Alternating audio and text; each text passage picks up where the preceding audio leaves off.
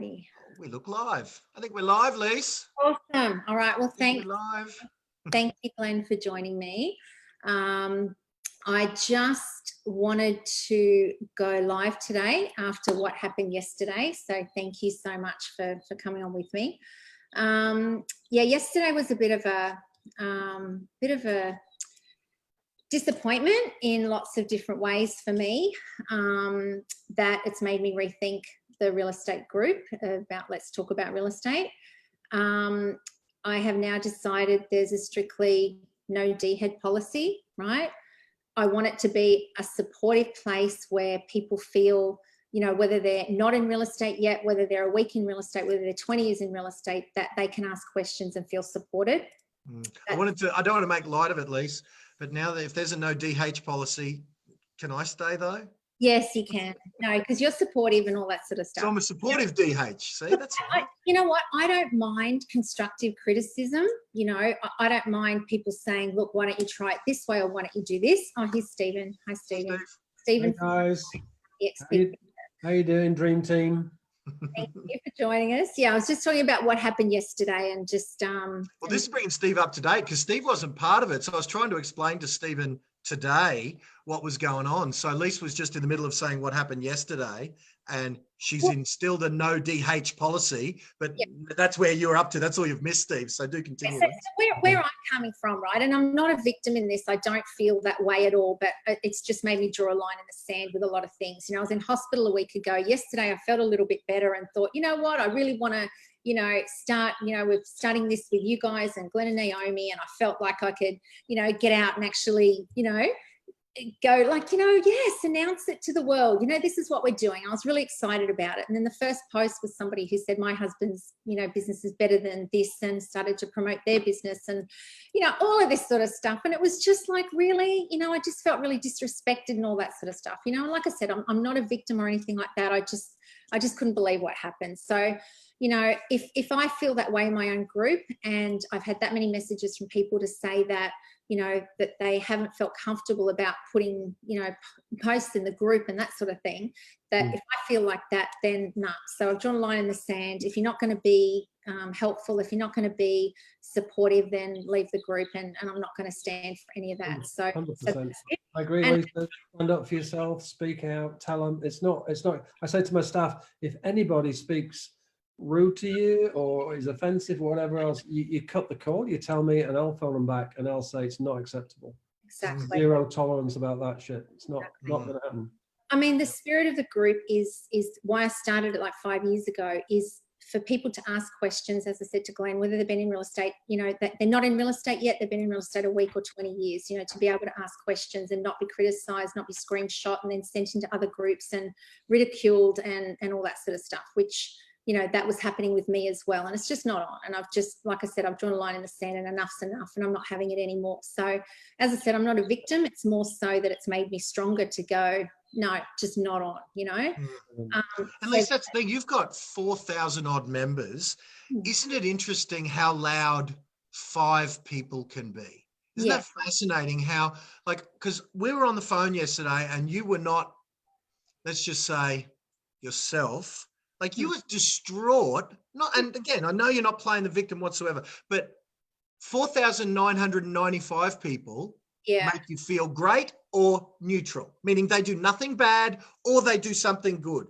And yet, isn't it fascinating that your focus for the entire day yesterday and most of today was 5 people? Yeah.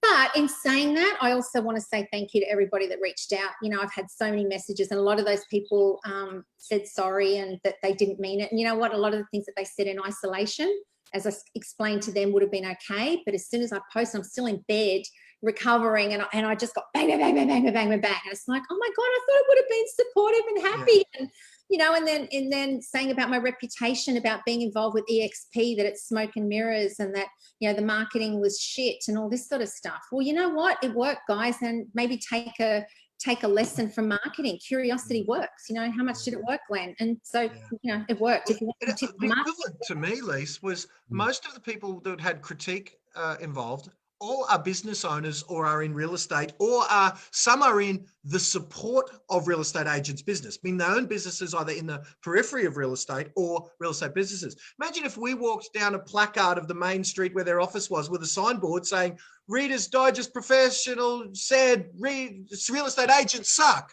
And we were sitting there and say, especially that one. Yeah, I know. Like, I went onto they've all got business pages. Could you imagine if I went onto their business page and said your business sucks? Because that's what they did to me, right? Mm.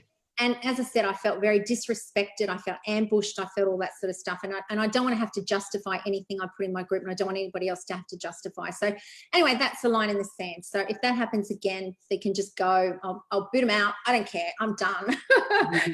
Yesterday was the final straw. The line in the sand you drew. Oh, sorry, Stephen, go ahead. No, that's okay. I was just going to get a gist for this evening. So I can see we're live on Facebook. So are other people tuning in to listening to us now or not? Yeah, no, absolutely. We're live on Facebook, and there's only the three of us on Zoom. But Lisa did pop this Zoom link to a few people, so we may have some other participants here live with us on Zoom, but this Zoom is streaming live into the very group where the shenanigans took place. And people are saying g'day. So Brendan, John, James, Sonia, hello all. And so I was just going to say before we get on to kind of what Lisa asked us here to do, which Lisa is kind of going to guide. But Lisa, I started a group, has similar membership as you some years ago. There was a group called Real Estate Rocks that I merged with Jeff Baldwin, and we merged those two groups to form a group. And I used to want it to be an open forum with zero censorship and free speech and stuff. And the unfortunate thing is I came to the same decision you did, Lise, just to say, I don't care about free speech. I don't want to subject myself to that particular free speech.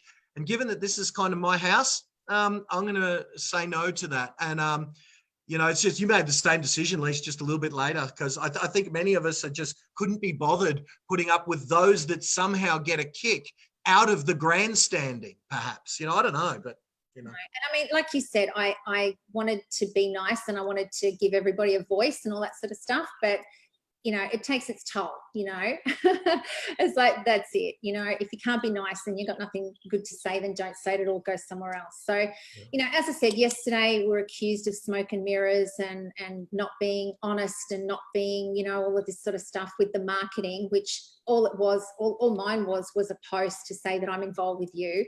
I didn't put eXp out of respect for the other businesses that we've got in the group. We've got Century 21, we've got professionals, we've got hookers, we've got, everyone in there. Ray White, we've got everyone. So I didn't want to make it an eXp post, but it's like, well, if we don't do this, we're going to be accused of, it's still smoke and mirrors. And my reputation's everything, as is both of yours. And to be accused of anything of, whatever, is just like, no, I'm actually going to come out and say it. Okay, you want to know about it, we're going to talk about it. And it's, every single question you want answered, we will answer.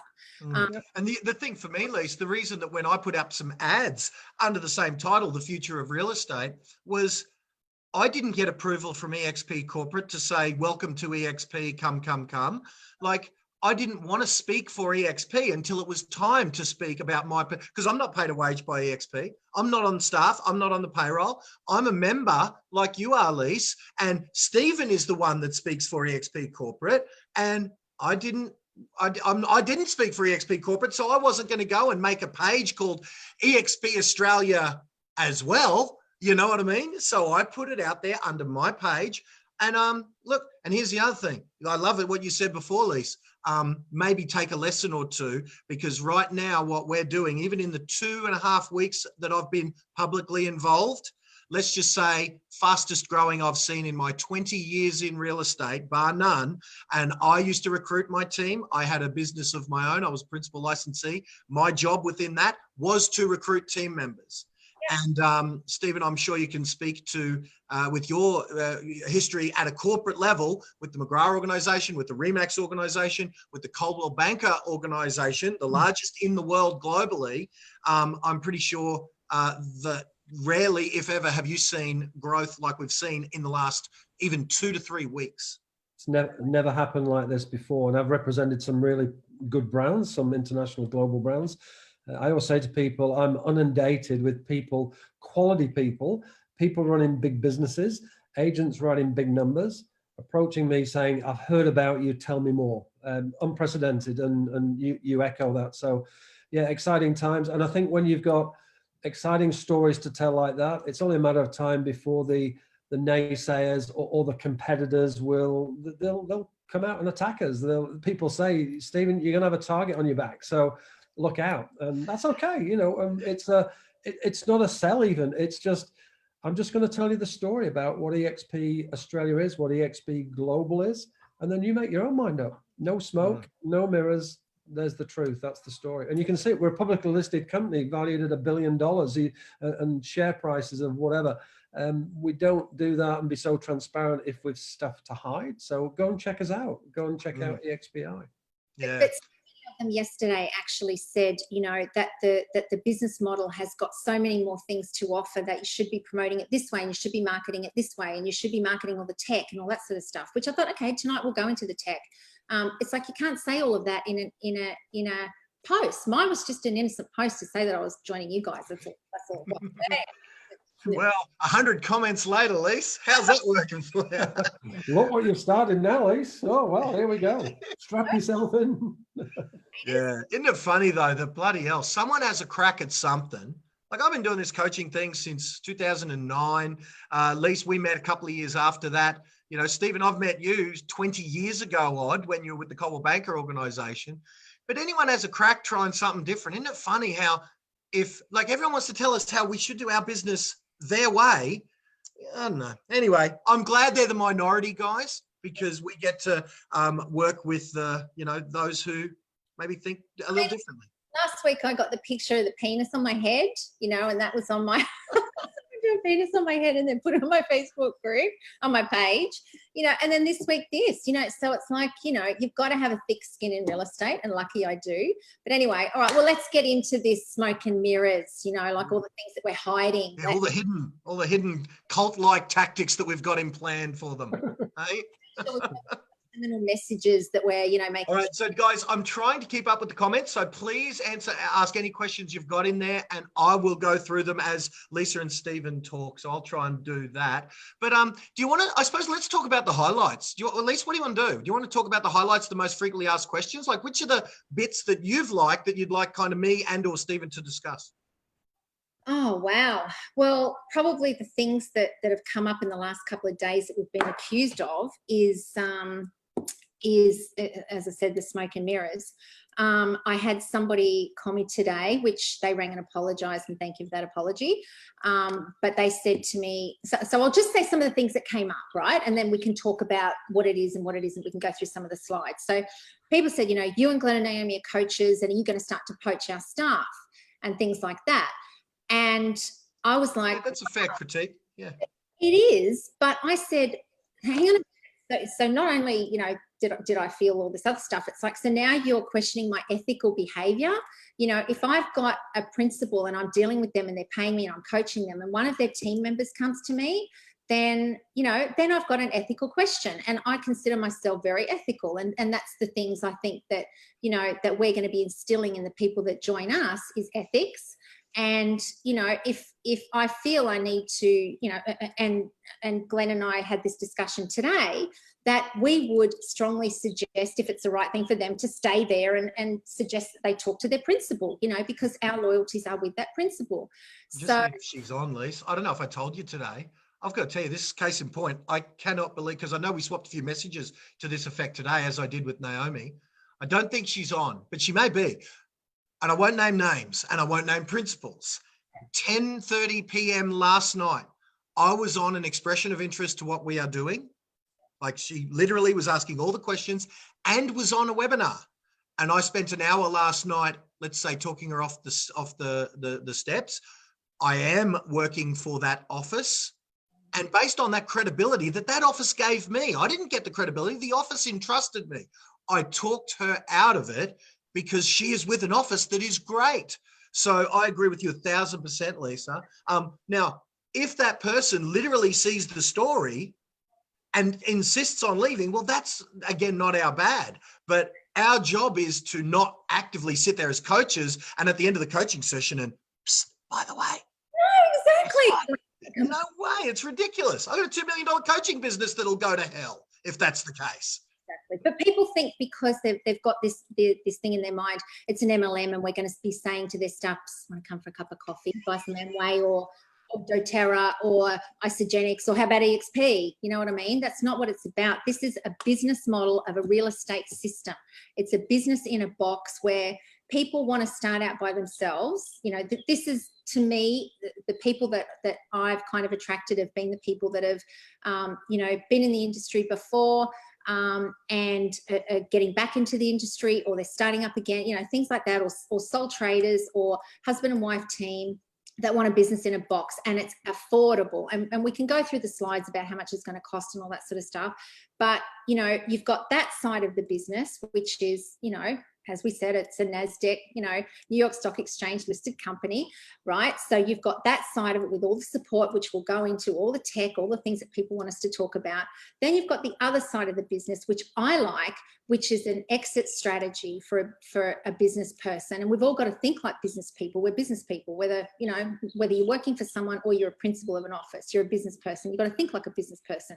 So an exit strategy is that second income stream where you can build a team. So whether you're a principal in an office and you're a sole person in their husband and wife and you want to build another team of people, you can do that very easily. And as you said, Stephen, you know, last night, the people that have joined us are so excited, and it does get a little bit evangelistic because, you know, and people go, oh yeah, that's the MLM thing, they're evangelistic. But, you know, we're excited because we see the potential, and that's why we've jumped on board, and that's why we're doing it. But it doesn't take it away from the listing and selling, right? So people are listing and selling. Glenn and I aren't. But, you know, people have got that opportunity, obviously, listing and selling, but then they've got the other opportunity to recruit a team. And if you don't want a traditional team in an office, then you can build people, you know, build a team of people that you can help mentor and help come through the ranks, not only in real estate, and Glenn, Naomi, Adrian Bowe, like all of us, the Hans, everybody that's joined so far, like, hasn't it been just so positive and so, you know, it feels like a family already, you know. And I know that sounds cliche, and yeah, that's evangelistic, and oh my God, we're all, you know, whatever, we're brain, whatever. But, you know, this is why I joined, because I wanted something that was bigger than myself. You know, like I work from home, and I have for a long time, and I wanted something that's bigger than myself, as I said on the webinar the other night, something that it's an American company. You never know what leads, you know, what it's going to lead to, the people you're going to meet, the opportunities you're going to get.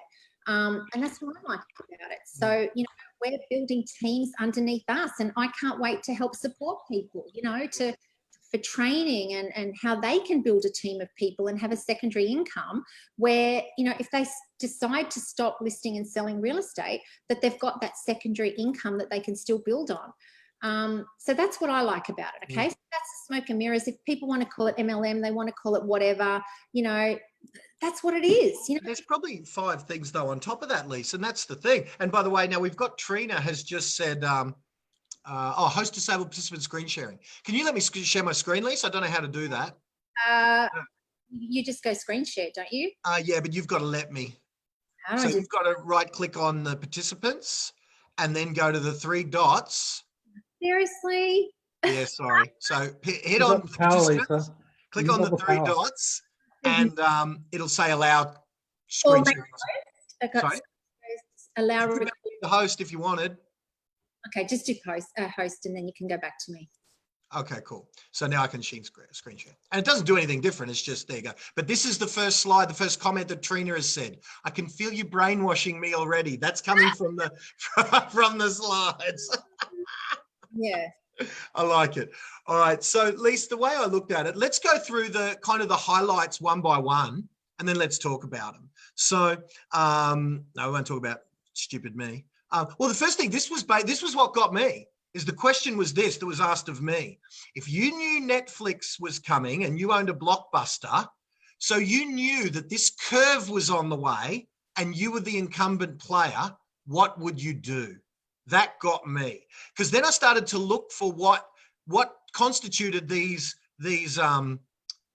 I don't know, what do you call them? Disruptors. And it was a combination of one or more of these things. It was a technological innovation like the eXp world that we'll have a quick look at in a minute, a reduction in cost, normally by moving from a traditional to a bricks and mortar traditional to a cloud-based model, and offering everything the incumbent players do, but making it easier, like the Amazons and like all of those Ubers and all of those ones. That was the thing that kind of got me, was that question.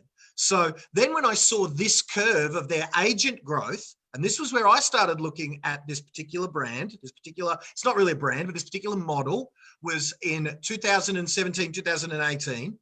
Their share price was $3 or so on an over-the-counter exchange. Since then, it's gone up to $9.50 or something as of today, and it's on the NASDAQ exchange. So, and the curve has gone like that. Right now, capping, that was as of March last year.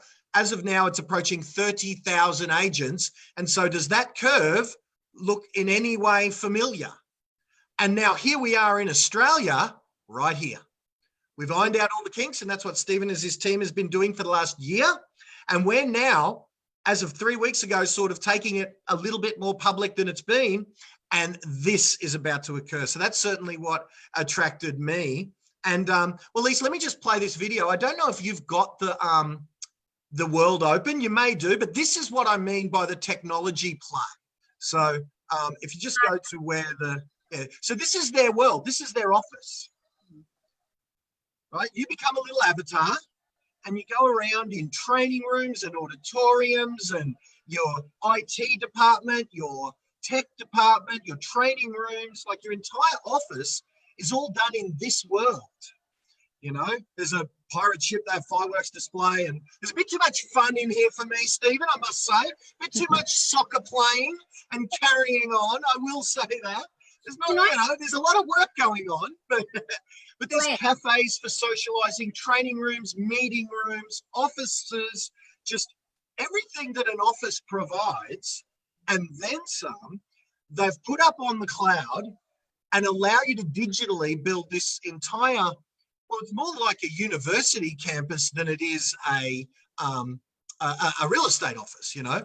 And so that, coupled with the fact that you could brand yourself one way, eXp, or if you've built up a good company, like my mate Chris Gilmore, we haven't talked about this opportunity as yet, because literally it's been 2 weeks that I've been sort of, let's say, public about it, even though I've been investigating for 2 years. This is my story, I suppose.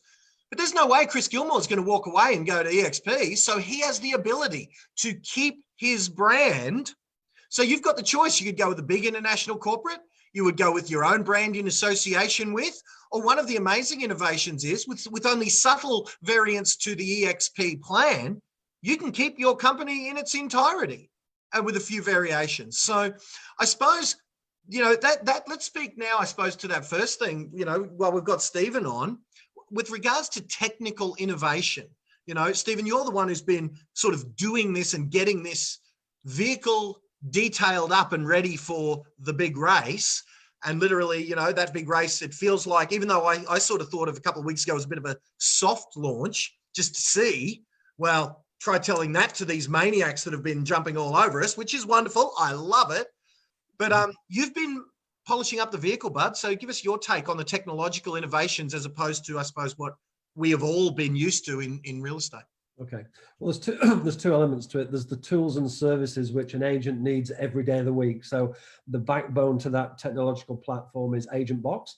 We partner with Agent Box not just because they're the number one by way of having the most of the top 10 agents and top 100 agencies, etc., but they've got an enormous appetite to want to work with us and reinvent and add additional value. And that's what we're about, is having the best technological platform with everything integrated into it. So an agent can be the best that they want to be, operate the business the best that they want it to be without leaving their office. And if that office is their home, so be it.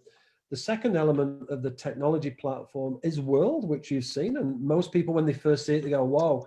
Just before you go to World, Steve, just you want to run through what the CRM links in with and what sort of the, you know, not a detailed overview, but just going through this slide.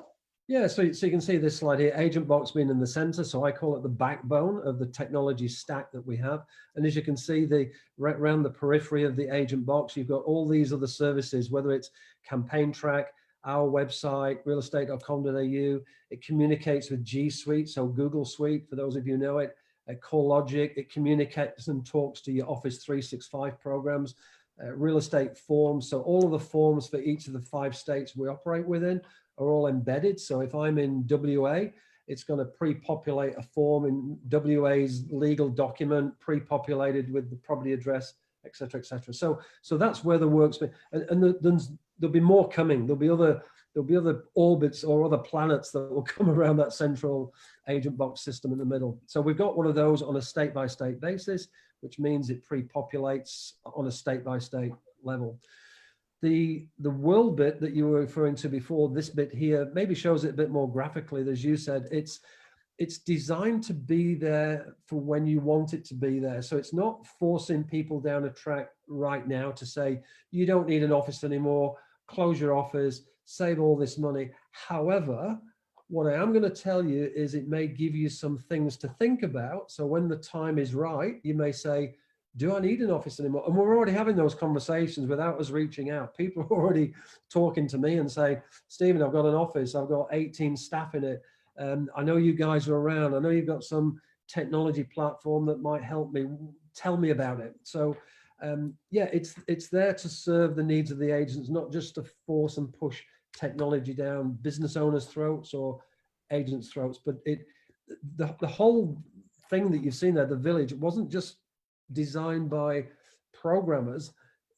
Human behaviorists had a big element to play in that, because, and the reason why that big word is in there, human behaviorist, is I don't even know what it means, but it sounds to me very human. We wanted to build a place where people enjoyed going to, where they could engage with other people. And this is the extra dimension that World gives you over and above Zoom, because Zoom, we're seeing each other now, but you can't walk around and be free and walk into a meeting room or walk to a beach or go into a boardroom. So it was designed with the intent that it was nice to go there. I could interact with other people. I could walk past people and say, hey, John, how are you doing? I may never have met John. Oh, where are you? Oh, I'm in Seattle. So it was designed for collaboration in mind. And that's I was in there the other night, Stephen, and I'm sure you must have had something to do with it. Literally, I was in there graffitiing your office wall, I must admit. And I left him a message saying, Stephen, this thing here that's on the wall, I need that in PowerPoint format. That's great. It was just a little document that he had. But while I was in there, I saw Leanne Pilkington, the CEO of Lang & Simmons, wandering around aimlessly. So I wander up with my little avatar. G'day, Leanne, what's going on? And literally, it was like we had a conversation on another planet through our avatars. And she, you know, and we had a great 10, 15-minute conversation in eXp World. So you must have given her a guest pass to say g'day and have a look. Well, you know, it was like midnight or something crazy, late at night, and she's in there having a look. Hey, Leanne, how's it going? And she was like blown away that of the interactivity, because it certainly works that way. Yeah. And but in a very real sense, I had trouble getting this microphone, this here microphone. Where I went up to their tech department. I said, no one can hear me and I can't hear anyone. I can hear the background noise, but not the...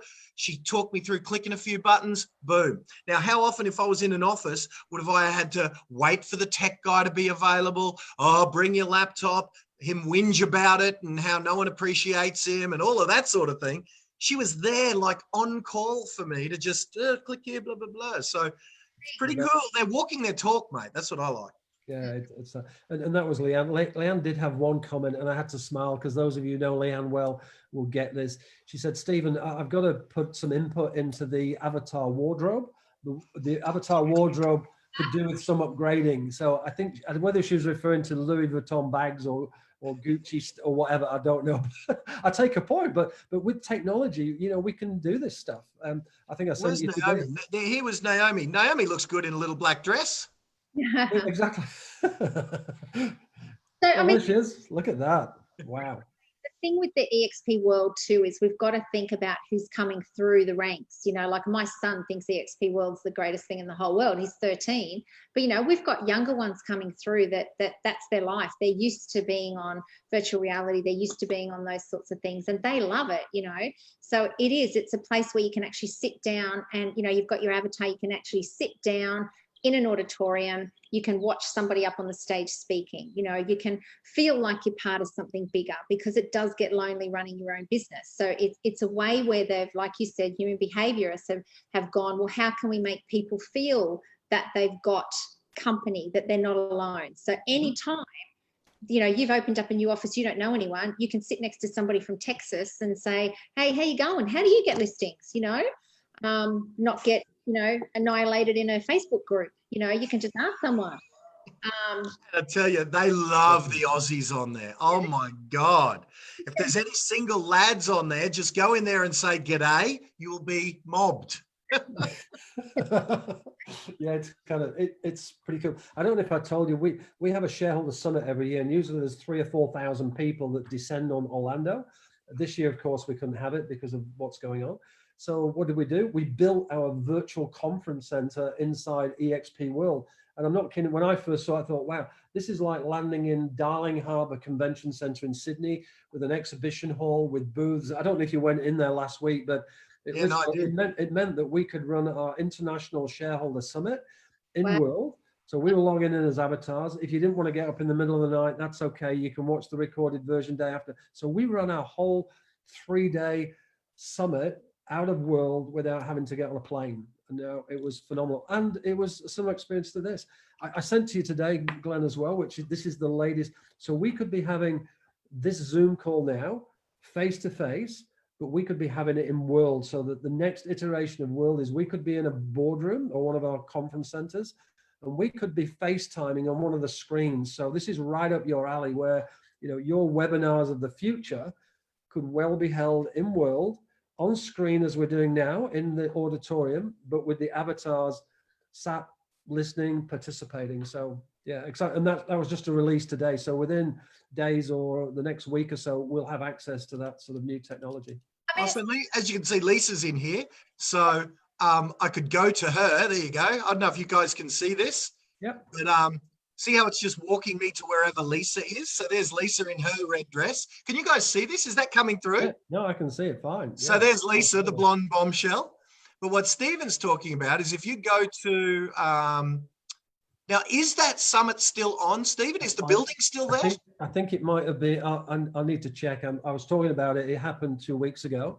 Yeah, I think they've taken it down. Yeah, we made it. Look, here's Australia operations. Now, there'll be no one in there at the moment, but here's our special Australia-only auditorium that you could walk to, but I'm too lazy even as an avatar to walk to. But here's the auditorium where we do our Australian events and trainings and things of that nature. So there it is. And hear me, I'm now in World. I've just logged into World, so you'll see me in the welcome area. I'm turning. I don't know if you can see me from doing your screen share where I am, but I'm there now looking at Lisa. Oh, no, we're on Glenn's one now. Oh, you're on Glenn, but if you're in World, you should be able to see me looking back now that Stephen Lee's also in World. Yes. Too. Oh no, you're in the auditorium. Yeah, I'm going back to the main area now. Okay. It'll let me see you guys. Yep. Okay, so you know, once we've done this, we've played enough. There's Stephen. There you go. There's me. I think you know the other thing. Glenn walks up. Hey, Glenn, how you going? All right, I'm logging out of this. Okay, mate. It's cool. Okay, so now the other smoke and mirrors. How much is it going to cost? You know, what am I up for? So, okay, can we go through the? Let's do that. Yes, enough messing around, Lise. Come on, you're here to keep us on track. All right. So, how we get paid? There you go. Can you guys see my screen? Yeah.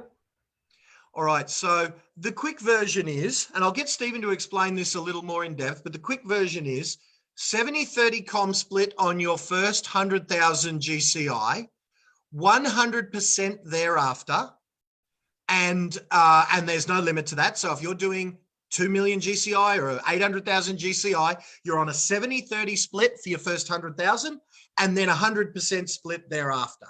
How much does it cost? $199 for all the tech and all of that sort of thing.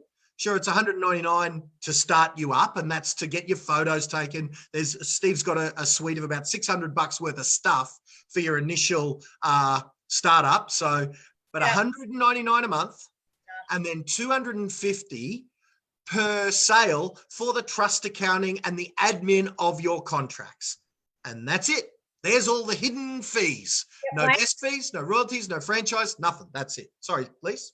That $250, you don't have to have a trust account, so you don't have to pay for audits and all that sort of stuff. So that's to manage your transactions. Yeah. So Steve, I don't know. I think that's pretty simple. It's hard to get any more details, Steve, because that's kind of it. No, well, I was going to say that's it. And the transaction is for us from contract being placed to it going on condition. We kind of just nurse it through the process to ensure we get paid. So it takes, and as you say, our trust accounting, then we pay out the commissions, less the $250. So that's all. So it's only paid when you transact or when something settles. People think, oh, we're taking it for something else. So you only pay it when a sale's been made and we've received commissions. Yep. We meaning the agents get paid. Yeah, not yeah. And people have asked how often, and actually that's a good question that Rob brings up. Excellent. Professional indemnity and public liability, Steve. I believe that's on the agent, but correct me if I'm wrong, because I've never asked you this. Yeah, so there's two sides to it. We can bring on board two types of agent. We can bring on board the business owner. So the business owner usually is referred to as a contractor or an independent contractor. They'd typically need to have a full license. They'd have a proprietary limited company. Probably that's linked to a corporation's license as well, which is what our requirements are. So you're an independent contractor business owner. The other side of that are agents who don't want to run their own businesses, who are happy to be commission-only agents. We take out the tax, so on and so forth. Coming back to your question about insurances, independent contractors, they're running their own business, so that's their responsibility. If you are an employed commission-only agent with us, then we take care of those insurances. Okay, there you go. So that's the, and Naomi's just typing in a little bit there. When Naomi says agents insure themselves, that's on the business owner side of it. If you're an employed commission-only salesperson, that means you do need to fit the requirements. And Steve, is it the same in every state? I know in some states it's if you can show that you've earned 125% of the award, so about 55,000 or something. If you can show that in the last 3 years, you qualify. But I don't know if that's the case in every state. Steve, you've ticked the box in every state. So what is it? Yeah, it's nationally. So Fair Work Australia, this is a rule of government say there's no slave labor anymore. Guys, if you're paying somebody commission only, they need to satisfy that minimum wage criteria. About 60 grand it is in broad numbers. You're going to be able to show you've earned that in a 12-month period, sometime in the last 3 years from real estate commission. So some people say, oh, well, I was consulting and I was earning that, but no, it has to be, because they don't want you to bring something into real estate and you've never done it before, even though you may have earned that money. So it has to be from real estate commissions in a 6-month period, in a 12-month period, sometime in the last 3 years. All right, so great. So Steve, this was one of the highlights for me, and I want to go to it. How do we get back our $30,000? Steve, I don't want to be on 70-30 even though that's a great deal. I don't want that. How do I get back my 30%? And there's many of these people. So I think what you're about to show us is we have something called the Icon Agent Program. So the Icon Agent Program was designed to incentivize attracting top agents. So what we do in simple terms, when an agent reaches, when they reach their cap, so they first of all got to reach their $100,000 cap, and then they've got to have done the equivalent of roughly 20 transactions. So they paid us, you remember going back to the other slide, $250 times 20 is $5,000. So paid $5,000 or 20 transactions, capped, we then award you Icon Agent status. What that means is you get your entire $30,000 back that you've paid to us, but we give it you back in publicly traded stock. And you can see the breakdown on the slide here. We give you, and that's the stock, by the way. It's Google it now. It's on the NASDAQ, EXPI. A couple of days ago was trading, or a week ago, 8th of May. So there you go. 2 weeks ago was trading at $8.87. As of today, I think it's at $9 something. When I saw this company, it was about $3. And as you can see, that's been the journey thus far. They probably had a bunch of people sell off some stock here, I would suggest. That's probably what would have happened because, but still, it's trading at $9 now. So it's a very real, legit kick-ass company that has no debt to anyone else. So liking. But anyway, there's the 30,000 breakdown, Steve.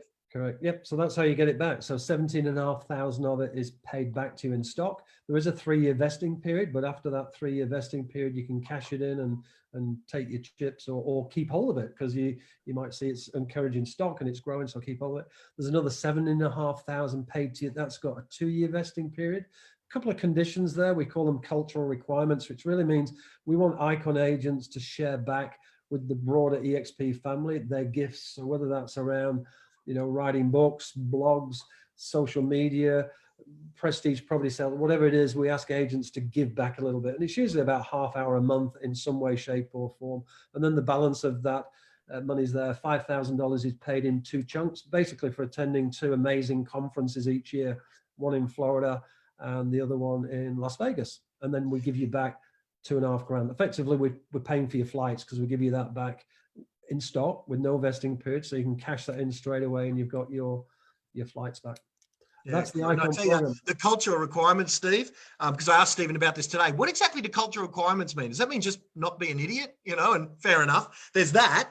But yeah, when Stephen just said, jump on a webinar and share how awesome you are for half an hour and how you've done so well, that's going to be the least of our problem, because in my experience, and this isn't big noting, but in my experience, agents have no problem sharing with their colleagues, because look at the events.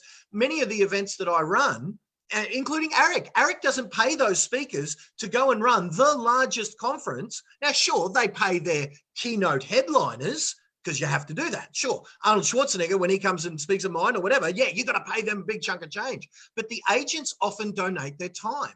So that's going to be the easiest thing to culturally, be okay with sharing why you're such an icon. 100%. They love doing it. They love sharing, their journey. We've got several already in our group who, whether you're a great auctioneer, whether you're doing amazing things with social media, whether you're attracting talent, whether you're getting leads as you've done, you've got lots of agents in your group who are doing amazing things in attracting listings and appraisals. So yeah, it's not easy to share those gifts with the broader eXp family.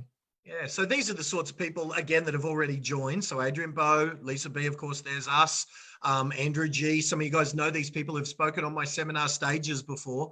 And, look, we're 2.5 weeks in or something, so it's crazy, so happy days. So let's move to what's next on the highlight reel. Okay, so that's kind of the Icon. Oh yeah, the other ways you can get shares. So just quickly run us through, Steve, the other ways you can earn shares other than becoming an Icon agent. Okay, so let's look at the first category, the sustainable equity plan. So and this is when we can say confidently, every one of those 29,000 agents that are in eXp, they're all shareholders in the business. And the reason they're all shareholders is that we pay them the equivalent quantity of shares up to 300 Aussie dollars worth. So that's that first bullet point there. When you do your first transaction, you get the equivalent of 300 Aussie dollars worth of stock in the company. Then when you fully cap, we give you 600 Aussie dollars worth of stock. So if it's $8, it's whatever $8 is into 600. We'll give. So that's when you say cap, Stephen, just to sort of talk about that, what capping means, when you cap, that means when you hit 100,000 GCI, you get another $600 in shares from the company. You don't buy another 600, they gift them to you.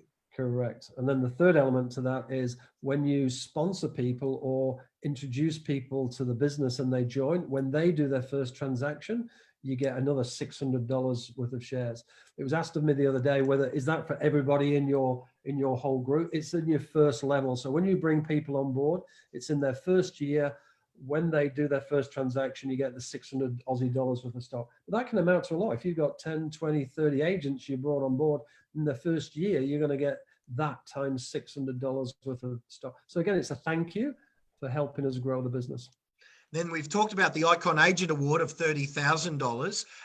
Talk about the equity program, because that's been well spoken about. Even Alex Harden, who's joined, Alex and Felicity Harden, will possibly be our first Australian cappers, because they had a $100,000 week a couple of weeks ago, the maniacs. So they're great, and they are doing that salary sacrifice, for want of a better term. Just want to explain that. And that kind of what it is. It's a savings club, if you like. They've agreed, and it's not mandatory. It's purely optional. he's agreed to, and as of others, about 60% actually of our agent population take out this option. They say, yeah, you can take 5% of my commissions out, but I'm buying stock at a 10% discount. So if it's currently $8 today, it's that less 10%. So I'm buying them at a discount. Okay, we know they're going to grow. So happy days. Savings club, super fun, whatever you want to call it. That's what it is. Beautiful. So yeah, that's certainly, like, I've never seen a company that offered my coaching clients stock in the big head office call. I've never heard of it. I don't know. You tell me if there's I may be wrong. I may be just, have my head in the sand, but I'm stunned at this. And they're not nominal amounts. The fact that the 30,000 that they give you back your entire split from the company in stock, it's pretty good. I suppose that's why, Steve, what's your answer to this question? The numbers don't stack up, Stephen. It sounds too good to be true, because it does. How can you run a freaking company when you're going to give me a 70-30 split, which is generous at the start, 100% for the rest of it, and you don't care how much I earn, and you're going to give me the 70-30 split that's a thin margin as it is, you're going to give it back to me in company stock. Doesn't work. The company will be out of business in a year. Yeah. So we've been going 10 years or plus, as you know. I mentioned something before that we need to remember. The whole culture and philosophy of eXp was based upon Glenn Sanford's building blocks when he first started. He left he was looking down the barrel of the financial crisis back when he started. He was a real estate agent, and he always felt it was an unfair and unequitable sharing of commissions. So he said, if I'm going to change this, I need to build my own company. So that's where it started. And he said in those times, we were built for times like this, meaning the GFC. And you could argue, the situation we're in now, if you've got a business with the lowest possible overheads, then you're in a more favorable position than somebody carrying a huge lease that they've got to close down during, what we now know as a pandemic, or it could be the general elections are coming in. So whatever it is that puts pressure on our businesses, you'd rather have a business with lower overheads and costs than one that has. And this model reflects that. It also then reflects the other part of it that Glenn wanted, where he wanted the best possible outcome for the agent. So it is an agent-centric model, because he was an agent. He said, I want to reward my agents. Not just I want to reward them, but I want them to want to stay here. So receiving stock and shares gives people that sense of belonging. I'm no longer just an employee or number.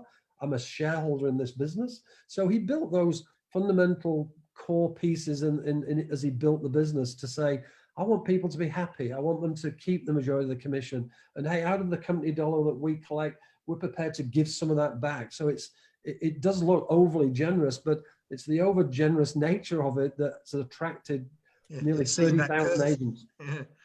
Leo's asking, there's John. There's a couple of people asking about boundaries, and it has been answered there in the thread. But if anyone's sort of asking that in their mind, is there exclusivity for marketing areas? And from what I've seen, there is none. Like literally, you are like a sole proprietor, but you have an attachment to a global international company. So no, there's none of those weird rules of exclusivity. It is, for want of a better term, it's a free and open market. How have you found? I've never sort of gone deep into that, Stephen, but then we haven't talked about territorial restrictions, because I know that a few people asked, can I just buy the master franchise of eXp? They don't let you. There's no such thing. Yep. Like literally, it is an agent-owned model, and I'm just a member the same as Lise. Sure, they've got a corporate team in Australia of 12 people led by Stephen, but they are, waged employees employed by the company. Like Stephen didn't buy the master franchise because you can't, Right. And I'm often asked those questions, Stephen, are you a master franchise? Did you buy it? Are you licensed? Have you got an area? The answer is no. So, I'm here. I work for eXp Corporate, and my job is to lead the business and grow it to whatever level that happens to be. I think we know what sort of level it's going to become, or I do, and I think you're feeling it. But no, there's no territories, no exclusivities. Everyone operates wherever they want to operate from. And the fact that there's no limits, it's not just limited here to Australia, because, as I get calls most weeks from people in the US who know somebody they went to school with in Sydney. Stephen, what do I do about connect? No worries. Give the name to me. We'll talk to them. If they come on board, your name gets registered against it. So effectively, you're going to be working for a global business, not just in the US or North America, Canada, now the UK, Australia. Had a meeting this morning with our new executive vice president, who you've met now, Glenn.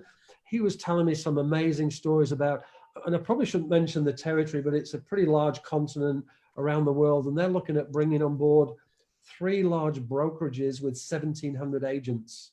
And this is conversations that are happening right now. There he is, Michael Valdez.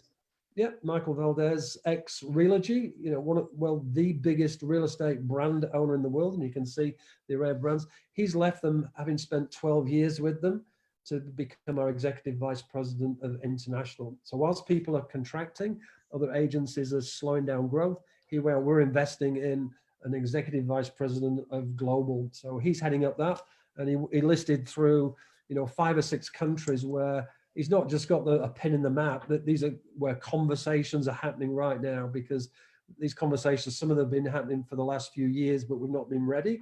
Well, hey, we've got an executive vice president now, so guess what? We're going to be, so when you say territories, you know, if you've got friends in South Africa, Brazil, wherever, you know, you can introduce people to eXp in those countries and be rewarded for it. So let's talk about those rewards, Stephen, because we haven't we haven't touched on that. But when we introduce a person, because we've talked about that, and let's talk about that as the highlight reel. Let's bring that up. Where is it? It's in the how you get paid bit. There's the shareholding. Glenn, can you hear me? Yes, I can, Lise. Sorry. Sorry, I meant to say too, when I first started, like I said, about the 2 income streams, I got the 3rd, which is the shares. So, yeah, so I just wanted to sort of clarify that too. And so you're going to talk about the MLM now, are you? Yeah, well, let's talk about the revenue sharing. And again, I think it gets a bad rap with words like MLM, with all of those things, because I mean, a Ponzi scheme per se is illegal, and this is a publicly listed company. So it can't be by definition that. I was paid a sales overrider when I was a sales manager to the tune of 5% of any of the commissions that were written by the sales team of 20 that I had to advertise for, induct, recruit, train, bring them up to speed and get them to be able to write a commission. And then I was rewarded with a nominal wage plus a 5% overrider on the sales. And I can tell you that 5%, I earned every bit of it, and it was no day at the beach. But sales overriders for leadership positions are not unheard of. So in eXps, I'll give you the quick version, and then Steve can go into any details. And Lise, I'd love your opinion as well, because this is possibly one of the only objections that anyone can come up with, which is, it's Amway for real estate. You know, sorry, go ahead, Lise. I said, I don't see it as an objection. It's like, you know, yes. Well, okay, haters can hate because of it. Yeah, it's like yesterday's the classic example. Oh, it's MLM, it's this, it's that, it's Ponzi, it's, you know, whatever, pyramid schemes.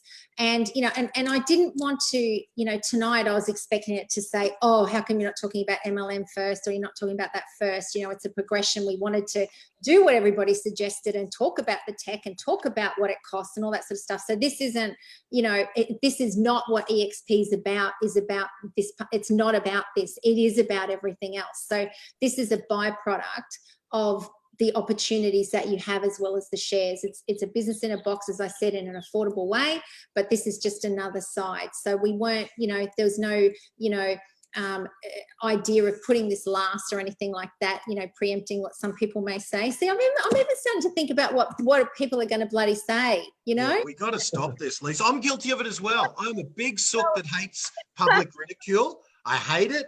But the fact is, when there's 40,000 real estate agents and all of them are on my database, the louder we are, the more that 0.01% of them that are at the bottom of the critical barrel are going to be noisy. So we just got to stop. But I agree with you, Lise. So here's how that revenue share works.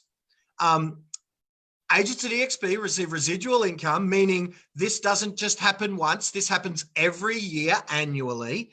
That say, because I remember I've had so many coaching clients that I've had get cranky if they bring a salesperson into the business, they bring someone in like as a PA or something, they train them up, they end up becoming a gun, they join their own principal as an agent beside them, now in competition with them, and they get rewarded with the pride of having done it and nothing more.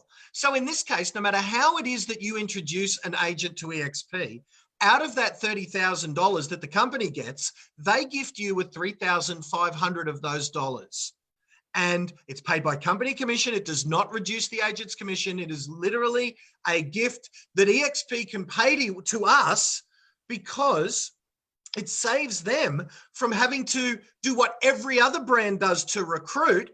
And I've done this as an independent, and I know how expensive it is to run information evenings, to beg people to come to an info evening, to try and help them through whatever like what people do to recruit agents normally is expensive. So instead of those expenses, they've got me doing this with Lisa and Stephen for you guys, and it has cost eXp zero, right? So they would rather gift those who help grow the business with that $3,500 reward. And it sort of doesn't stop there, that after that person that you might bring into the business, say they bring their PA in, and then their PA decides to bring on a PA of their own, or a colleague from another company that's getting a raw deal, or whatever the case may be. If that person brings in another person, you are gifted with $4,000 from the company split from the second level. You might not have even met this person. And the reason they do that is they don't just want to have someone bring in a whole bunch of people. They want to help us grow culture by rewarding us more on the second level than even on the first. So if you just did the numbers on one of the guys I've seen that I spoke to in America, he said they've got this little thing, help 10 get 10. So if you help 10 people come into the company, say 3 people a year for the next 3 years, say 3 people a year for the next 3 years, you're going to be rewarded, if you've got your 10, with $35,000 a year before you get out of bed. Now, if you help each of them get 10, that'll be 100 people you've got at 4,000. So you'll be on $435,000 a year before you get out of bed. Now, it's not going to happen like that. Now, am I getting my numbers right there? If 10 recruit 10, that's 100 you've got at tier 2. I just don't get my numbers wrong. I'm not the best at maths. But I think if 10 here at the front line get 10 each, that'll be 100 there. So yeah, it'll be 435,000 that you're on. If it stopped there, happy days. Because do you think you could do a webinar like this? Because Lisa's going to get 3 people from this webinar. I'm going to say Lisa's going to help make $1 million agents, because one of the things we haven't talked about is you get me and Lisa as business partners and coaches for free. You get Adrian Bowe as business partner and coach for free. So now, we'll talk about what that constitutes, but that's our job. So don't begrudge Lisa if she gets 3 people from this webinar. Do you think you could do 3 little Facebook Lives a year to get you your first 10? Yeah. Do you think you could teach 10 people to do that? Yeah. So there's your 400 a year. But I don't even want to make claims like that, because it won't work like that. Like, you'll, out of your 10, you'll have 1 that'll get 100 like I will. You'll have 1 that'll get 60. You'll have 2 that'll get 10, and you'll have 6 that'll get 1. That's how it'll end up working in the real world. But the numbers are ridiculous when you add in that it goes 7 levels deep in the payments. It's, the percentage isn't the same. It's 3.5% at level 1, 4% at level 2, 2.5%, 1.5%, 1, 2.5%, 5%. So people wanted, full exposure and full clarity, Lise. Why Glenn would risk a $2 million coaching business to get involved with a company. It's all of these reasons, but you can see that just through some nominal and minimal effort that everyone can do. Like I said, I'm not paid by eXp to do this. I will be rewarded only if I make a difference to you, and you make a difference in your career. eXp will reward me effectively by paying me. Instead of you paying me 50 grand a year, 30 grand a year, like many people do as a coach, eXp is going to pay me 3.5 grand a year for me to coach you. There you go. So that's the deal from the decade for everyone, So that's my explanation of it, Stephen. I don't know. I think I stuff it up every time, but no, you do it really well. You do it really well. And I always, when I refer to revenue share, I always preface the whole subject by saying, I want you to see this simply like lots of other companies do. It's a reward mechanism for you assisting eXp to grow its business. That's simply all it is. Yes, we refer to tiers and levels, and that's where the connotations of MLL come in, or Amway, or whatever it is. So I try and avoid using the tiers and even the levels, and refer to them as hemispheres, whatever. But there's a structure to it, a structure from 1 through to 7, and it's designed to incentivize agents to embrace and say, I want to get to that bottom level because I can get 5% now of the revenue up to that maximum of the cap, the $100,000. So I can earn up to a maximum of $5,000 every year. But oh, that's a good question, Steve. Say I bring in a non-performer and they only do 80,000 in GCI. Mm-hmm. Heaven forbid. What happens then? You paid whatever the percentage is, wherever they sit in here, you're paid the percentage of whatever they generate. So if they generate 50,000, you'll get that percentage of the 50,000 up to a maximum of the cap, which is 100,000. So the maximum you can earn is the 100,000, because if you think about it, it's the company dollar. All we've collected is that cap, that maximum, and then we share that element of it. So no, you did really well, Glenn. That's it. There's no smoke and mirrors. It's simple. Anybody can ask to see that structure. Anybody can model it themselves, as you did. You did the 10 and 10, so you can model whatever numbers you want. And hey, I got to say, not every agent in eXp even utilizes this, because not everyone gets it or wants to recruit. They just want to list and sell. Some want to be writing $1 million from commissions from sales. And that's fine. It's just an additional element for those people who just by gravity know lots of people, and they'll call them. And I would say with good agents, I've got to warn you now, you're going to get a lot of phone calls, because they're going to say, hey, Glenn, I see this eXp thing. I've heard a bit about it. Why have you joined them? You know, just like we're doing today. People will ask you. Alex was telling me, and Andrew G, and they've been saying, how many people are saying, what are you doing? Come on, give me the real deal. You know, give me it straight. Yeah, what's happening? Yeah, what's the catch? Yeah, what's the catch? Yeah, and there isn't one. It is as it is. It's just, I say, we're not selling anything to anybody. We're just telling the story. And agents will join the dots themselves. If they need help joining the dots, sure, we can expand on things, but our job is not to sell it. It doesn't need selling. If it feels like we're selling it to you, then you're probably not ready for it, or you don't like it, and that's fine. But the people, it's that simple. You can join the dots yourself and go, wow, no brainer. Well, Andrew G said to me, he was the first person I spoke to about this as a listing and selling agent, or the Hardens was one of those two. Andrew said, I've been in this business since I left school, 17 years old, and he's now a couple of years older than me. So like 40 years or something crazy he's been in this business, and he still looks young. And he said, this is the definition of what they created the term no-brainer for. Like, you know, so it is, you know, Lisa, you used the term before, evangelistic. And that's the thing. If we speak enthusiastically about an opportunity, I suppose if we're excited about it, it's going to come across as we're excited about it. We're not going to tone down our enthusiasm for the biggest opportunity that's ever been in Australian real estate. We're not going to tone down the way we would communicate that to you, so that you can not feel like, I don't know, you know what I mean? So you can feel better about us being less excited. I can't apologize for that, you know? So be it. People have asked me how I fit into the structure, right? So no smoke and mirrors, everything's transparent. Glenn is above me, Naomi, and then I've got my tree that I'm building, and anybody can do this. So I've got to build 5 across, which I've done. I've got to build, you know, I've got to build my layers. So they're my team. So the people that have joined up with me, you know, I'm going to be like their mother, like I am in Let's Talk About Real Estate. You know, I'm your new mum. But Lisa, hey, let me add this though. Don't let the whole, because I've had some people say, Glenn, can I be directly under you? Because that'll give me an advantage. It won't, because here's the thing. I start here. We've all only got 7 levels with which to play. So wherever you get in with 7 levels to play. The one factor will be time, meaning it will be easier to build team structures. And we are only talking about this one arm of eXp at the moment, which is the introduction of agents. This will be a great deal in 4 years, but everyone will have heard about it by then. So it might not be quite as easy to enjoy the 1 in 2 agents that you tell about this might join that we are enjoying right now. But whether that's under Lisa has 7 levels. So the people who are level 8 for me, I get nothing from, right? 0.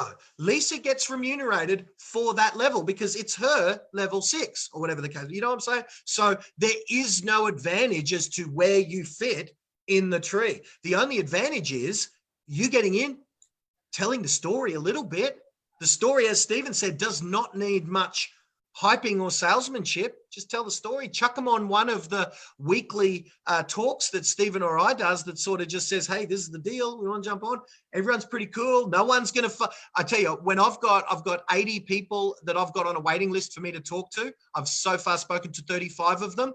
When I've got 55 people that are asking to know more, believe me, the last thing I'm going to do is annoy you, you know? So, so yeah, there is no advantage for, oh, Glenn, make sure I'm direct. In fact, I'm so busy, you're probably advantaged to be in Team Lisa's family, because she gets to be mum and you still get me as your upline and your coach. Like literally, you see the what you get from Glenn deal. Literally, I've had some of my coaching clients say, didn't I pay you 50 grand for that last year? I said, well, kinda, you know. So so yeah, there's sort of the explanation about that is, don't worry about, you know, I had someone say, oh, what's going to stop someone going direct to the USA and going direct to the company? Why would they? Then they miss it. Like, there's no benefit to it. And the company would say, go talk to Stephen down in Australia, you know? So there's that sort of thing. So sorry, Lise, to jump in. Questions that we've had too. I had somebody say something about, you know, somebody making comments in my group a long time ago that they were abusive and whatever. Yes, that person wouldn't be doing that now. So that's the question to them. Yes, those people would not be tolerated either. I don't care. Nobody's tolerated for any kind of behavior like that. Yeah, so are there any other questions, Glenn, as well? Well, there's 59 comments and I haven't been watching. So Naomi has been kind of doing a little bit in the group. So maybe retype your question if we haven't answered it. Yes. Let me just, no, you know what? I can't, I'm going to have to ask you to type it again if you've got a question that I haven't got to. My question is, has the MLM thing been answered? Because that was the thing that I got hit by most yesterday was, you know, the bad connotations about that and my reputation and all that sort of stuff. So I just want to make sure everyone's clear on that. Is everyone happy with that? You know, because if not, you know, I'm happy to be here all night, you know. I might just add to that, Lisa. Before we even opened our doors, when we were establishing all of our licenses in the different states, we had legal counsel. And one of the things that we did here in Australia, we consulted legal counsel, specifically a legal counsel who specialized in what could be referred to as MLMs, not pyramid schemes, but MLMs, because we wanted them to make sure that everything within all of our agreements in no way, shape or form constituted anything to do with an MLM program. Because as we know, some of those things are illegal, you can't operate them. And it's cleaner. So in no way, shape or form legally can we ever be accused of. So, you know, if somebody wants to accuse us of that, that's fine. We know that we're nothing to do with that. We just have a structure that rewards agents. But people will liken it to those things that have got nasty connotations with it. People getting monies for nothing because they're conning people or agreeing to give them product, whatever it may be. So we've been thoroughly and legally checked to make sure that our program is fully Australian compliant. Yeah. And Stephen, I'll just get you to comment on the values, because you've been sort of more involved at a corporate level than I. I was introduced by this in 2017, 2018 by someone in America. So I've been chomping at the bit for it to join. In fact, I've been annoying corporate to launch Australia. But other than that, I haven't been involved at the corporate level. And you have. You've been to the States and worked with them. Glenn Sanford and Jason, the corporate leaders, have been to Australia on multiple occasions. Give us an idea about these core values. I always say to people, most companies have some corporate values somewhere or core values, and most of those that have integrity and other stuff. I can speak from experience now of having, as you said, you know, I've been to the States on a couple of occasions. I'm speaking to people in the US all of the time, speaking to people in the company all of the time, and my team here in Australia. Whenever we look at these slides and they talk through them, they say, this stuff is real, Stephen, because, you know, people are collaborating, people are transparent in the way they talk to me, that they go out of the way to assist me. Our service levels are beyond belief because, you know, the client comes first. We say we're agent obsessed, meaning that, you know, the agent comes first all of the time. Some of the community programs that we've had, whether it's a pandemic or other things, we support that. So all of this stuff is, I won't go through all of them because you can see them, but all of this stuff is real because I've felt it and I've met agents who talk it. So this stuff isn't false stuff. This is living stuff we do almost by accident because it's just the way we're built. It's what our values are about, how we talk, how we act, how we behave.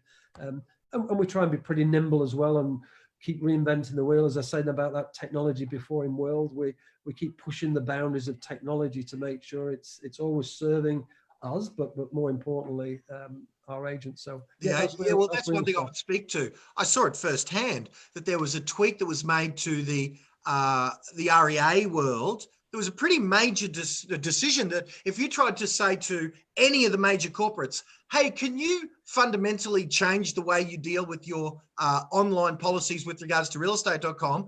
They would say, yeah, let me get back to the committee in 7 years and maybe. Whereas Stephen made whatever consulting decisions he had to make. He thought about it for it. He talked to some people, and that was done within days, not weeks, not months, but days. He came back and said, yeah, that as soon as our obligations to our contracts, then that makes sense. So let's do that. That shows the agility. So they're not just all talk about those things. Literally, I saw it happen firsthand. So it's the reason that I'm on board is it's the truly first agent-centric model I've ever seen.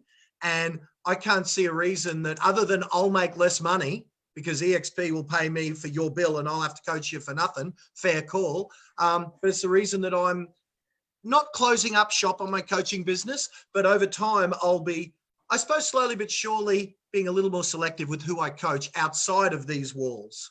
Yeah, me too. So there's a couple of questions here.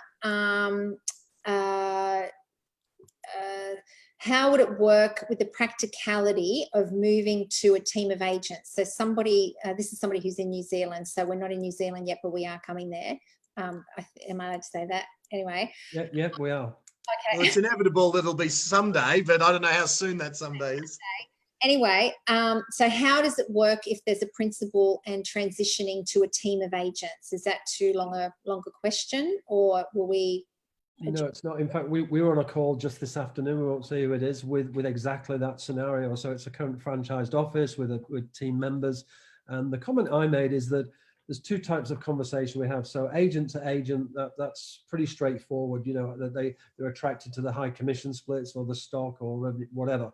And then you've got somebody who owns an office. So initially they're looking at that proposition saying, well, hang on, Stephen, I've got 60-40 splits in place at the moment. So what happens to my 40% split? So I'm always up front and say, if you're going to migrate your team into this eXp model, you won't be collecting your 40% because eXp will.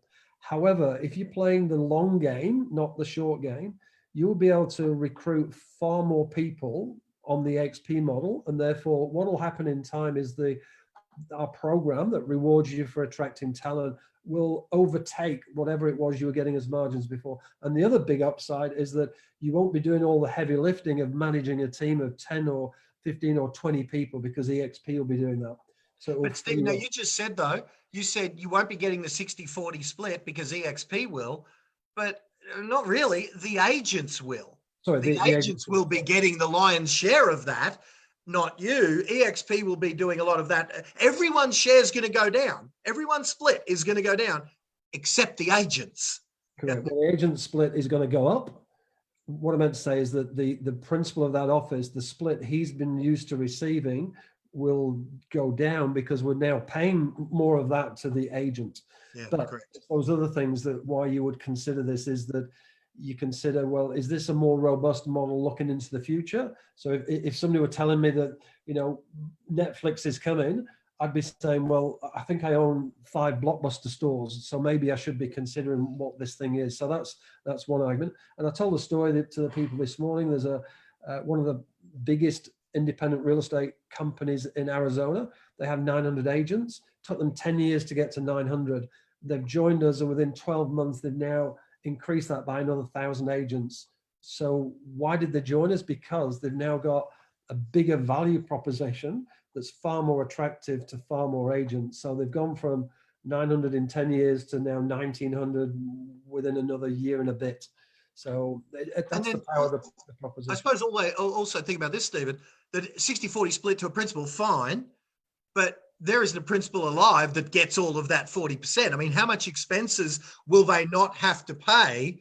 So that 60-40 split might in reality be 80-20, 90-10, which still means it's going to go down a tad.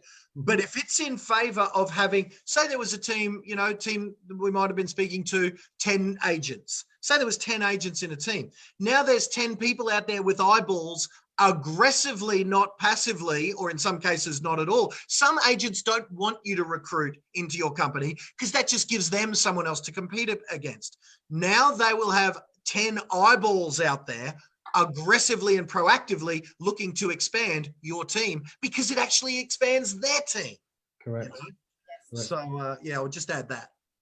So I hope that answers the question. So it's a different conversation. We handle those conversations one-on-one because every team, every office is different, and the migration from where they're at now into what they're considering will be different for each. And people can make their own decisions on that as well. But anyway, somebody said, is there a set commission rate that we must charge across the board, or can we charge whatever we want? You can charge whatever you want. It's not a purple bricks. It's not a whatever. No, I insist you charge 4% plus GST, because anything less, you're a hack. No, I'm just kidding. Okay. So no, clear that, anything. You can charge whatever you want. I will be encouraging you, or at least giving you the tools to literally charge whatever you want, meaning I'm renowned for getting agents to be positioned so that you are seen by your community as a cut above a standard real estate agent. And if you're seen and perceived positioned better, you will be able to command a higher fee. So it's my job, it's Adrian Bowe's job, it's Lisa's job, Naomi's job, it's all of our jobs to help you be able to charge whatever fee you like, 3%, 3.5% plus GST, which are all being charged right now by agents that I've coached. But as far as eXp's rules are, charge whatever you want. Yep.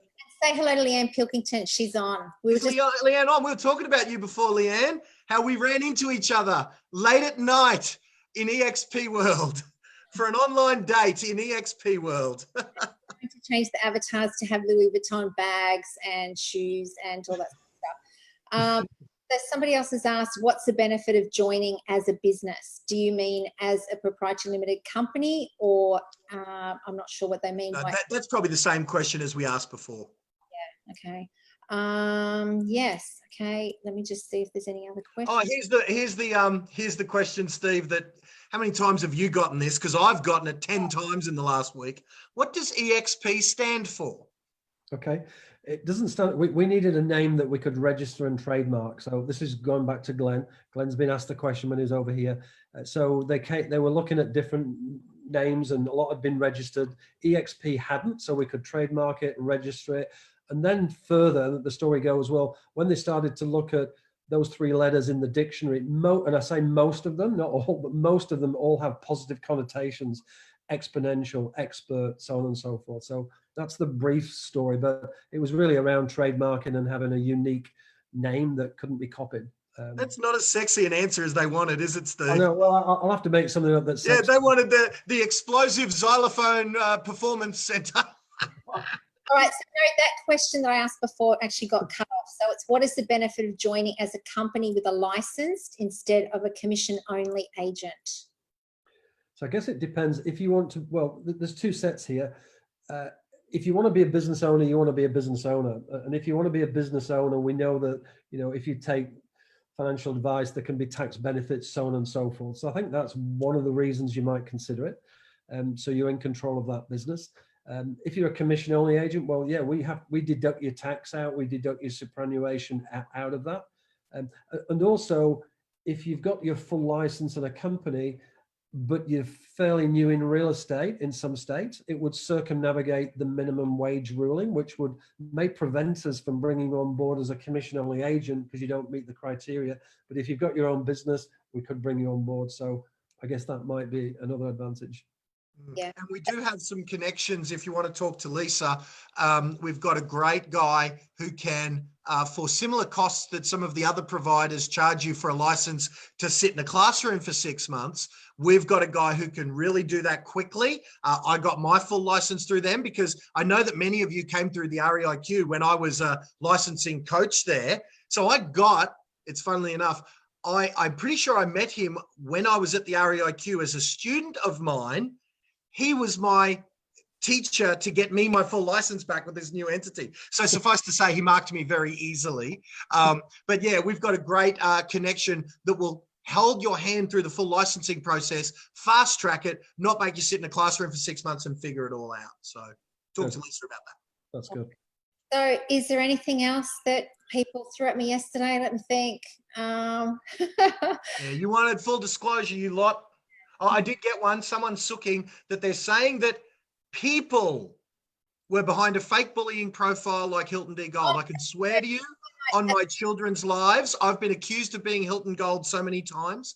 I am not, nor am I the head of a conglomerate that was Hilton D. Gold. No. So take that and... No, I answered that question. That was the one I said that if somebody like that was in the group, no, they wouldn't be in the group because it's... Oh, okay, wonderful. But yeah, there's still so many rumors about the legend that was Hilton D. Gold, you know, anyway. So, all right. So, you know, I think we've covered everything. Full disclosure. I don't think there's anything, you know, throw it at us now or message us after this. Happy to answer any questions. I don't think we can do any more than that. I hope that people come and join us. Give me a ring, message me. Yeah, and by the way, I've got enough people yelling at me. So talk to Lisa. If you sign up in this program with Lisa as your, for want of a better term, sponsor, guide, mother. I love that. Your new mum. Let me just say my mum didn't look like her. You join under that, you get all the benefits of what you get from Glenn that you would with me. Only you've got someone who can be more hands-on than with me. With me, I'm busy, but you'll get me and Lisa rather than just me. So it's wonderful. So talk to Lisa and join our little clique. I promise you won't be sorry you did. You'll be looking back on this webinar years from now as, thank God I didn't listen to X, that I listened to Y. That's what you'll be saying. And years ago, I said to clients jokingly, look, when this works out for you and you'd sort of start doing real well, I'm not much of a car guy, so buy me a Harley Davidson. Well, Lisa and some friends all got together and did that a couple of years back. So thank you to my amazing clients who did that. So now seems the formula. I'll jokingly just say, look, when this all works out for you, I like Teslas. Teslas are nice, you know. Buy me something. Sorry, Lisa, I beat you to it. Tesla, Glenn Twiddle. I want to jet ski. Anyway, so I don't have to kayak anymore. No, let's earn some money first. But that's how that works, Lisa. You earn them the money, and then they buy you things. So let's do that. Okay. Sonia just said, Lisa, want to know if I'm a business owner, do I join on behalf of my team or do they join individually? They join individually because you'll get your separate logins and you'll be able to create your own separate income as they will, and then they'll become part of your team and part of your tiers. So that's that. Yeah. So I don't know if, oh no, they're asking it publicly under their name. So Sonia, what I would say is you are still bringing your team over, and if you want, I'll come over to your company. I'll explain to them the benefits of it, let them know why they might want to do it, or if you don't want me, get Lisa too, whatever the case may be. So we talk to the team that it will be not only the same for them, it will be better for them financially, training and support, because they don't lose you. So they get everything they're currently getting, plus. But as far as how it formally works, Stephen helps walk your guys through their own individual logins to the platforms and all the various things, thus removing the responsibility of you wiping the noses of all of those team members. But you still remain that first port of call, that leadership position with all the fun and, all the personal worth that I know that you and I get out of helping other people, without all the other stuff that's involved in being a sales manager or a team leader or a business owner. So it is truly the best of both worlds for someone in your particular boat, because I know you very, very well, of course, and knowing your temperament and everything that makes up you, this is an amazing opportunity. So the nitty-gritty of signing up is the easy part. It's just a case of you deciding as a leader that all of these benefits are what you want for your future, and knowing you, it'll work wonderfully. We just got to get over to your country. Yep. Trina said I need a Harley. A jet ski is a Harley on water for me. So that's fine. I like it. A Harley jet ski. Do they make a Harley jet ski right now? I don't. Maybe. All right. I think that's we got. Yeah. Trina's asking, who is Hilton Gold? Is it Gilmore? Yeah. I mean, Chris has admitted that it's him before. Danny Hayes has admitted that it's him before. And Michael Spillane have all admitted that they are Hilton D. Gold before. So there you go. They've all personally said it. There you go.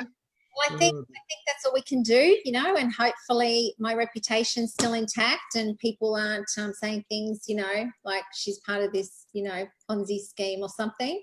No, it's a cult, Lise. That's all Lisa's cult. That's all I can ask everybody to come on and you know, and answer the questions. So thank you so much for coming on, and yeah, I really appreciate it. So if anybody else has got any questions, just let us know. Thanks, Message Lisa, gang. You won't be sorry you did. Yeah. All right. Thanks, gang. Right. Thanks, Stephen. Thanks for jumping on. Thank you. Thanks, Glenn. Thanks, Lisa. Thanks, everyone, for listening. Reach out if you need anything. Okay. Alrighty. Thanks, Lisa. You're a champion, girl. Well done. And well done to you for yesterday. You carried yourself more admirably than I have done in the past. Well done, because I know that underneath that it wasn't fun.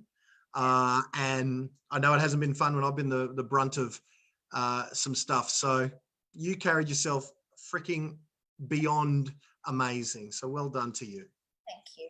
All right. Thank you. Bye, gang. Talk to you later, Lise. You're a champion. Okay. See ya. Bye.